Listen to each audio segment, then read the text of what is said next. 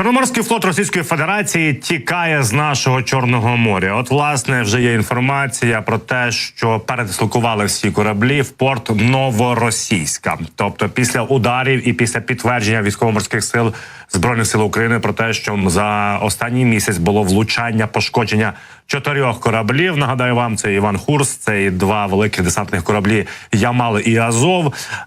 Розуміємо, що дуже почали переживати за свій Чорноморський флот Російської Федерації і, власне, перекинула його в Новоросійськ глибше і подалі від уражень з боку наших оборонців.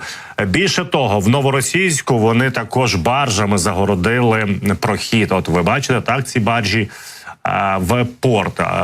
Тому що побоюються, що може щось надводне, таке маленьке, гарне, під назвою Малюк, залетіти і пошкодити ті кораблі, які залишилися в Російській Федерації. Нагадаю вам, що за останній місяць були влучання саме в кораблі проекту 775.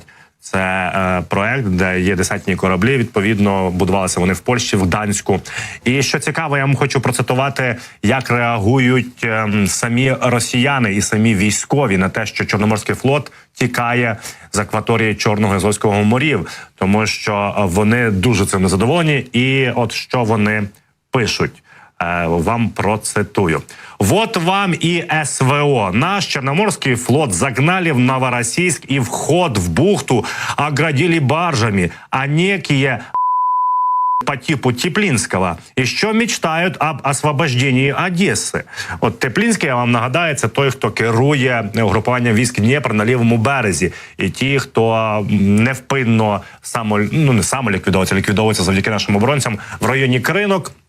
І це саме те угрупування, яке нічого не може вдіяти і кидають на м'ясні штурми, і техніку розкрадають. Так от, бачимо, що самі військові кореспонденти так звані Російської Федерації кричать, що слухайте, забудьте ви про Одесу, що ви там собі придумали? Вам головне зберегти Чорноморський флот, якщо те, що від нього залишилося, тому що от відвели вони в порт Новоросійська і все позагороджували.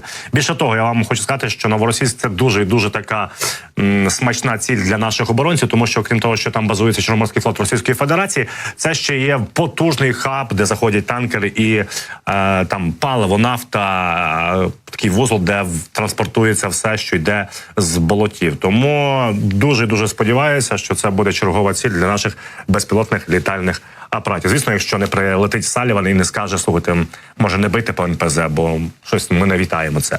Ну, це окрема історія. Хочу вам ще раз нагадати про те, що 9 квітня, цілком можливо, в Сполучених Штатах Америки винесуть в Нижній палаті представників законопроект про допомогу Україні, Ізраїлю і Тайваню. Про це ми поговоримо ще згодом. Зараз у нас є на зв'язку Олексій Гетьман, ветеран російсько-української війни, майор запасу. Пане Олексій, вітаю. Слава Україні. Героям слава.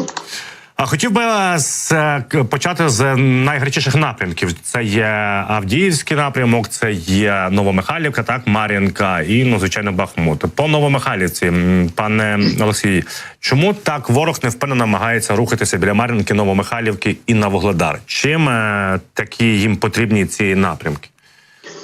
Їм потрібні будь-які напрямки. Вони намагаються вийти на кордони, адміністративні кордони Донецької та Луганської області. Вони намагалися захопити Вугледар декілька разів. В них це не дуже виходить.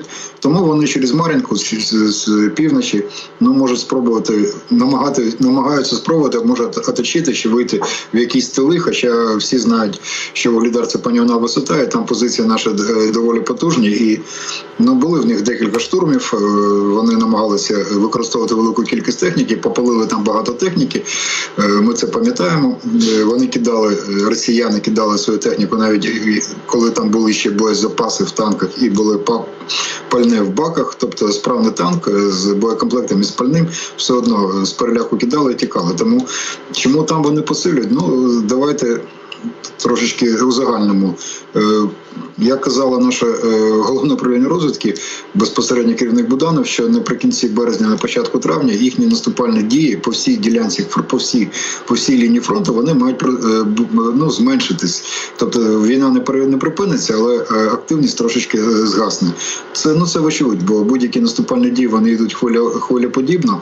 Не може армія безперервно постійно наступати на протязі 2, 3, 4, півроку. Так не буває, в принципі. До того ж, вони понесли великі втрати, і вони на інших ділянках будуть менше робити наступальних дій, і залишать декілька. Це може бути Мар'їнський, може Бахмутський, Лиманський може напрямок, звісно, Кринки.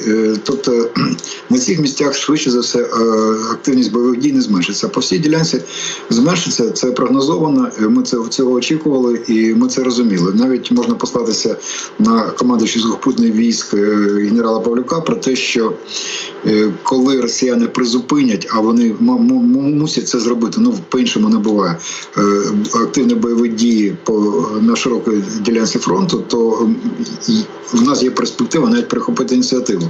Бо ми будемо робити не тільки оборонні дії в тих фортифікаціях, в тих укріплених позиціях, які ми будуємо, добудовуємо. То це окрема розмова, там багато суперечливої інформації, багато претензій, що не так побудовано. Це ще раз, це окрема розмова, але ми будемо робити в тому числі активну оборону.